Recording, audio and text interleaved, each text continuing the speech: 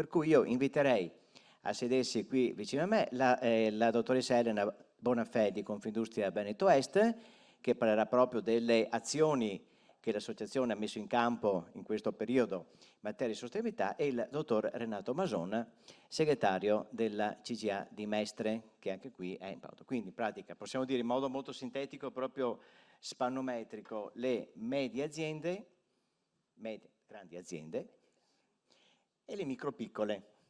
Abbiamo visto, Renato, mondi che sembrano diversi, ma in realtà sono tutti sulla stessa barca. Io ti obbligo a fare delle cose, ma perché? Perché poi serve anche a te.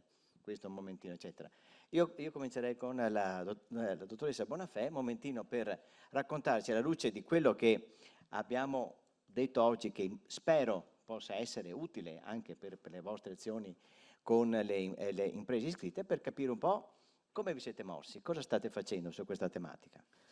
Grazie. Beh, intanto grazie alla Camera di Commercio di Venezia e Rovigo per questo interessantissimo pomeriggio. Devo dire che abbiamo un po' tutti la stessa missione, quello di alfabetizzare le aziende che devono intraprendere il percorso e quello di sostenere le aziende che stanno già lavorando su questi temi. Quindi benissimo e complimenti, grazie ancora.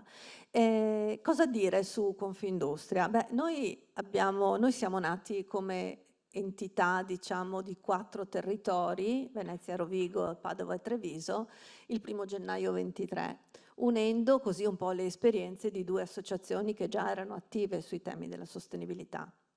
È stata creata un'area sostenibilità che si chiama Politiche Industriali, Sostenibilità ed Energia, di cui io sono, diciamo così, la coordinatrice. E quest'area ha lavorato in questi 2 anni proprio in questo senso, cioè alfabetizzare e sostenere e accompagnare nel percorso. Come Confindustria Veneto Est siamo al 2° anno di bilancio di sostenibilità, giusto per dare il buon esempio alle aziende.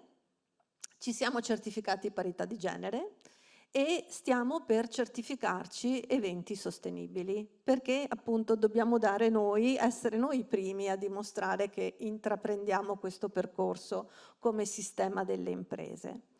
Abbiamo in quest'area sostenibilità raggruppato così le nostre azioni in 3 gruppi: i servizi di supporto e consulenza, gli strumenti di misurazione e i servizi di informazione e confronto. Partiamo con i servizi di supporto e consulenza.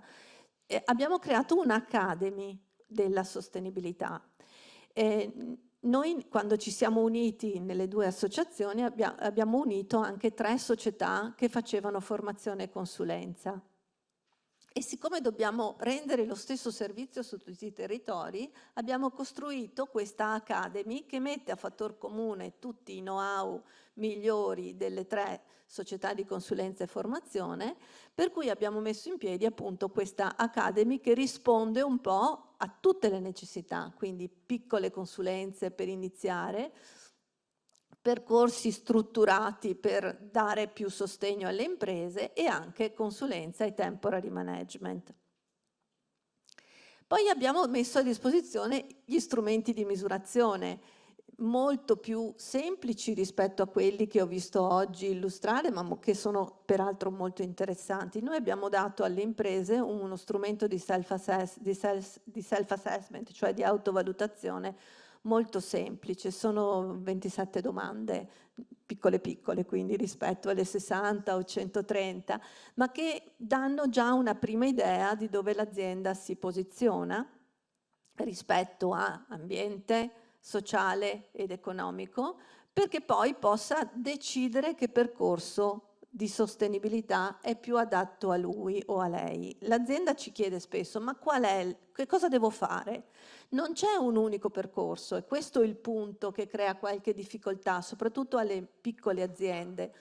Non c'è un unico percorso di sostenibilità, ci sono tante variabili che un'azienda deve scegliere sulla base delle richieste che ha all'esterno e all'interno, quindi dalle banche piuttosto che dalle pubbliche amministrazioni con cui si rapporta, piuttosto che dal territorio, piuttosto che ancora dai propri dipendenti, perché è molto importante questo aspetto, no? Di rendersi attrattivo per la forza lavoro che è così difficile da trovare in questo periodo. Abbiamo poi recentissimamente messo in piedi una piattaforma che chiamiamo Climate Change, che nasce sulla spinta di quella nuovo obbligo che hanno le imprese entro il 31 dicembre di assicurarsi per i rischi catastrofali.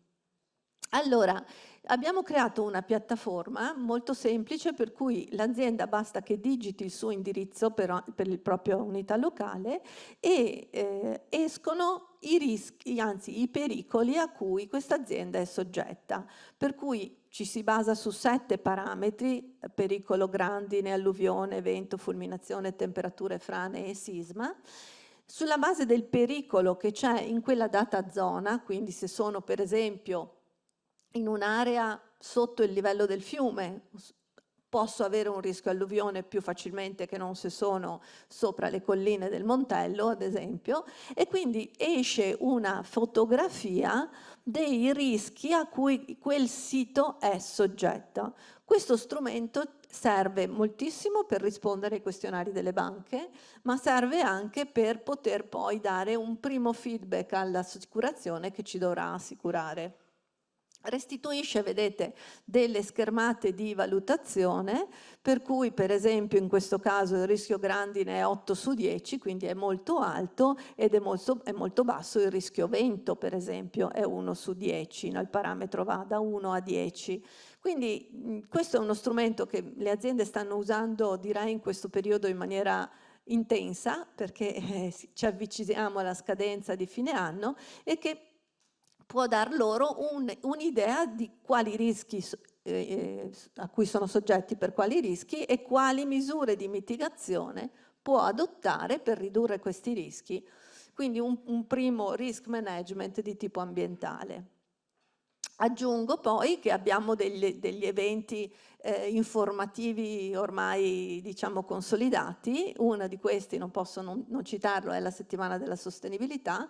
Nel 2025 saremo alla 4ª edizione, nel 2024 abbiamo avuto più di 5.000 persone presenti in 4 giorni, e quest'anno, cioè l'anno prossimo, lo incentreremo sul tema sicurezza di impresa, cioè la sostenibilità è essere sicuri di mantenere la propria impresa nel futuro, la visione a lungo termine.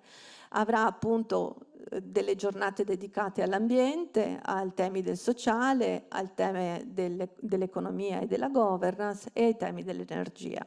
È aperta a tutti, non solo alle imprese associate, per cui chiunque vuol venire a seguire qualche workshop, ed è assolutamente gratuito, lo facciamo proprio per mettere in relazione e a confronto piccole, medie, grandi imprese, cittadini, pubbliche amministrazioni. Abbiamo poi un gruppo che si chiama Gruppo Sostenibilità, di cui vedete anche il logo, che oggi conta un'ottantina di imprese. Un gruppo che è nato nel 2015, ai tempi dell'Agenda 2030 dell'ONU, e che ha cominciato a crescere un po' alla volta. Questo gruppo di aziende si incontra periodicamente e si scambiano buone prassi, si confrontano, si stimolano a vicenda su determinati temi, sempre in materia di sostenibilità, e diciamo che sono diventati una buona prassi proprio a livello del sistema confindustriale nazionale. A questo aggiungo che poi ci sono tutti i progetti dei singoli gruppi merceologici. Per esempio il gruppo dell'ANCE ha lanciato un progetto sul cantiere sostenibile. Il gruppo ANCE, diciamo, è quello che ha lanciato un progetto da più tempo, ma poi abbiamo il gruppo della moda e della calzatura, che tutti gli anni tiene un forum sui temi della sostenibilità del mondo della moda. Prossimamente il 24-25 ottobre si terrà la 3ª edizione. Quindi abbiamo poi tutte delle iniziative, diciamo così, verticali sui vari gruppi merceologici che seguiamo direttamente, il tutto ovviamente sperando di seminare il più possibile il senso di quello che è la strategia di sostenibilità a lungo termine di cui avete parlato voi oggi.